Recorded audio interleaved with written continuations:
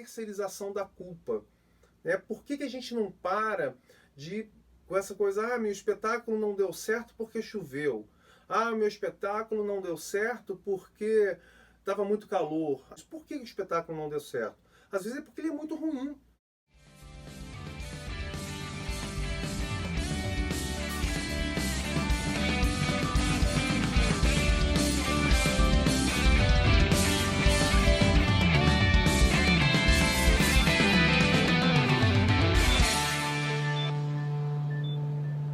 Olá, sejam bem-vindos, sejam bem-vindas ao projeto O Que é Isso Produção, do zero após como elaborar um projeto teatral. Gente, hoje nós vamos falar sobre iluminação, os técnicos que trabalham dentro do departamento de iluminação. Eu arrisco a dizer que com cenografia é um departamento que tem mais funções, que tem mais pessoas envolvidas. Na hora que a gente for discutir aqui, a gente vai ver esses profissionais que estão dentro do departamento para que possa funcionar, para que a iluminação, para que aquela magia possa acontecer. Mas antes eu vou propor aqui uma reflexão. No nosso projeto, a gente está trocando essa ideia, trocando essa experiência, que ao longo dessa jornada que eu me predispus a fazer um vídeo de 1º de janeiro de 2021 a 31 de dezembro de 2021, eu quero postar um vídeo por dia, né? Vamos ver como é que vai ser essa longa jornada aí pela frente.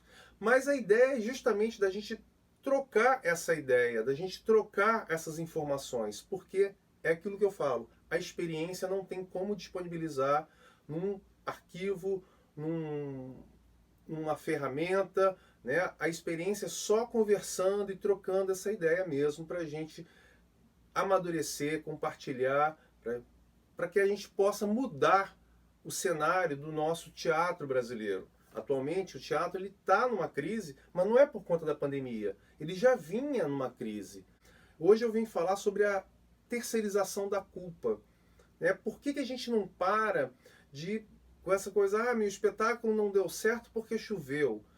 Meu espetáculo não deu certo porque estava muito calor. O espetáculo não deu certo porque tem alguma coisa muito errada. E a gente não parou para analisar, a gente não para levantar as questões. Por que o espetáculo não deu certo? Às vezes é porque ele é muito ruim. E quando a gente está num processo, quando a gente está mergulhado dentro de um espetáculo teatral, você leva tantos meses para levantar, às vezes anos. Né? Os Monólogos da Vagina, que é um grande exemplo que eu tenho de um grande sucesso, nós levamos 2 anos para captar com o Cássio de Souza, né, que é o produtor do espetáculo. Ele ficou 14, 15 anos com esse espetáculo. Então, assim, não tem... quando o espetáculo é bom, não tem sol, não tem chuva, não tem tempestade, o teatro vai estar lotado, o teatro vai estar cheio de gente. Mas agora a gente está vivendo uma época que a gente não pode errar. Você bota aquelas expectativas, aquele suor, que vai entrando, aí abre o espetáculo, aí o que acontece? Não deu certo. Mas não deu certo porque não teve divulgação. Aí você tem lá mídias pagas em jornais e de altíssima circulação. Aí você tem mídias, não deu certo porque a cor da chamada, do comercial, a foto não é legal. Então, a gente tem que parar e pensar assim, cara, será que não deu certo porque o espetáculo está ruim? Está chato? Né? Hoje o público é mais dinâmico. Então, como é que você vai colocar uma pessoa dentro de um espetáculo que tem 1 hora, 1 hora e meia?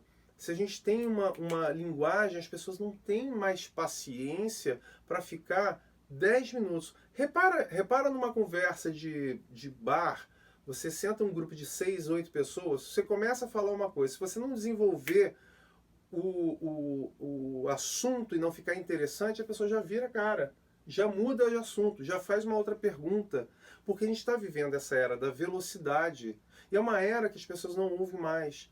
Então o seu espetáculo, ele tem que ser interessante, ele tem que ser atraente para ter o público de volta. Não adianta colocar a culpa no outro, colocar a culpa no produtor, colocar a culpa no figurinista, colocar a culpa na técnica. A pior coisa quando você tem uma um espetáculo que todo mundo vai e fala assim, olha, não tá legal o espetáculo. O ator não está indo bem, a atriz não conseguiu chegar lá. O público que conhece, o público que está lá do lado de fora, ele vai saber te dar essa noção. E a gente tem que entender, falar assim, e você tem toda a razão, parar, melhorar, até mesmo tirar o espetáculo de cartaz, para que você não aumente o seu prejuízo. Porque quanto mais tempo você está com o espetáculo em cartaz, que ele não atraiu, que não caiu no bom... não caiu no boca a boca das pessoas, não adianta. Para, entenda, porque essa coisa assim, porque eu fiz de tudo, porque não sei o que, talvez você não tenha feito de tudo. Às vezes seu espetáculo precisa de um ajuste, né, que você não está conseguindo enxergar ou não está querendo enxergar. Vamos lá para o nosso iluminação. Gente, é muita gente que tem nesse departamento da iluminação, né, eu posso destacar aqui, assistente eu vou falar sempre. O assistente eu comecei como assistente, então se você quer aprender alguma profissão dentro do teatro, comece como assistente. Você vai estar ali colado com o profissional, absorva tudo desse profissional. Tá?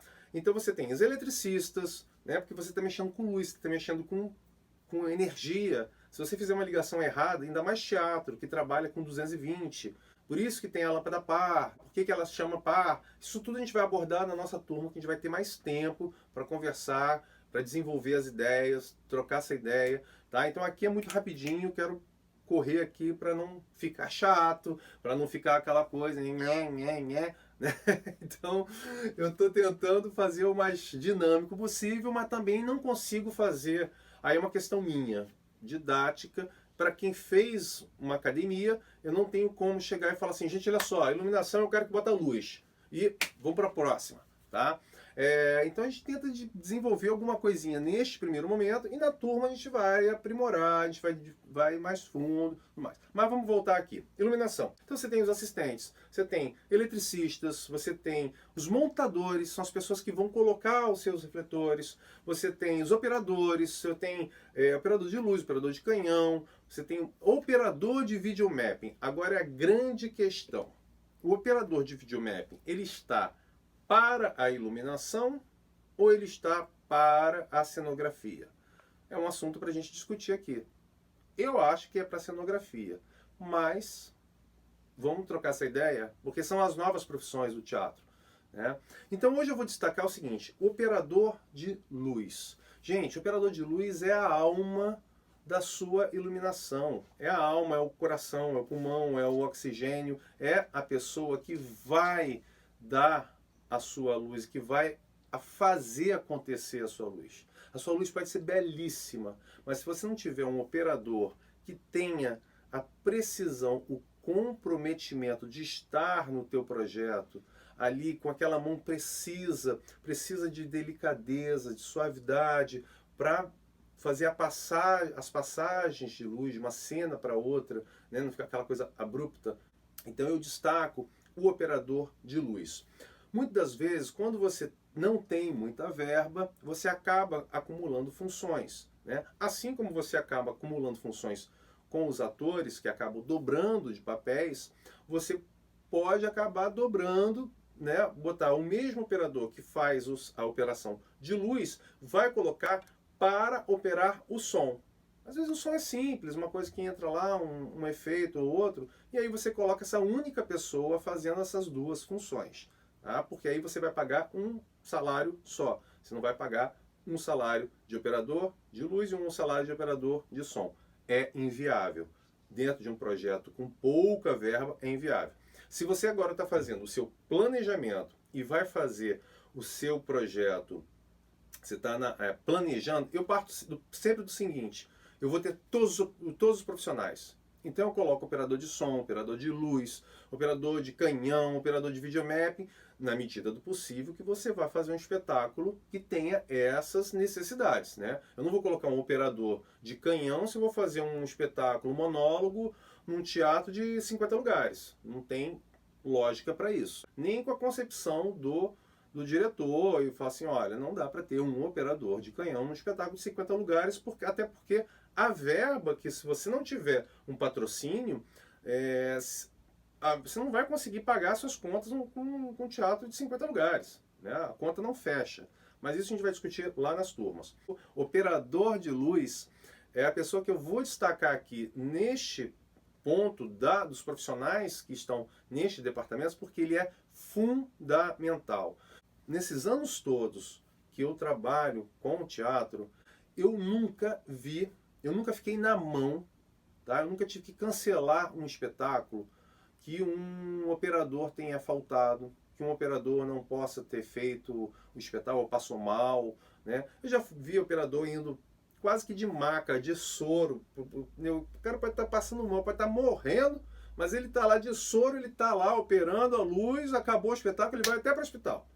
Mas operador, técnico de teatro, gente, é uma galera que tem que tirar o chapéu, porque as pessoas são comprometidas. Quando ele pega o seu projeto, por isso que muitas vezes eu questiono essa coisa da panela. As pessoas, porque no teatro tem muita panela, muita panela. Se você tem um bom técnico, se você tem um bom profissional que está ali do teu lado, você vai querer trabalhar com ele sempre. Então já é difícil produzir, já é difícil conseguir dinheiro para o espetáculo. E aí você ainda vai trabalhar com pessoas que dão problema, então você tem que fugir dos problemas. Então muitas vezes, o que é chamado de panela, eu adoraria trabalhar com vários profissionais, né, em todos os projetos. Mas as dificuldades que a gente tem em conseguir patrocínio, em levantar uma produção, você acaba trabalhando com as mesmas pessoas, porque muitas vezes você, olha, eu não tenho o valor cheio, eu vou conseguir pagar metade, topa? Cara, tamo junto, vamos lá, topa. Então, tem profissionais que falam assim, Cris, vamos fazer, eu quero fazer o espetáculo, eu faço o projeto, você analisa, se for viável, vamos embora, depois a gente acerta lá na frente. Não recomendo isso, tá? Para você fazer isso, você tem que ser uma pessoa com muito brother, muito camarada, tá muito junto de você ali. Mas eu não recomendo isso. Eu recomendo sempre de você fazer o seu projeto planejado, passo a passo, com todos os orçamentos. Uma vez que você conseguiu o dinheiro, você tem o orçamento, se você não conseguiu 100%, renegocia com todo mundo. Se você conseguiu 100%, maravilha, faça o contrato, assina e aí começa a trabalhar, discutir os projetos e tudo mais. Sem um contrato, sem uma coisa pré-acordada e sem o dinheiro, eu não recomendo, porque vai dar problema lá na frente, tá bom? Amanhã a gente tem mais aqui um bate-papo sobre produção teatral. Peço que ajude a compartilhar, inscrever no canal, né, ativar o sininho, porque o vídeo no canal ele ajuda quando você faz o sininho, a inscrição, ele começa a distribuir para outras pessoas que têm interesse neste assunto de querer produzir teatro, querer viver de teatro. Principalmente atores, eu recomendo para atores novos que estão ingressando na profissão. Atores que queiram viver da arte. Né? Muitas vezes a pessoa tem vontade, eu quero produzir espetáculo, mas é muito difícil. Assim, não, difícil é quando você não sabe como é que funciona. A partir do momento que você saiba como é que funciona, como é que produz, você vai querer produzir todo ano, tá bom? Um grande abraço e até amanhã. Tchau, tchau.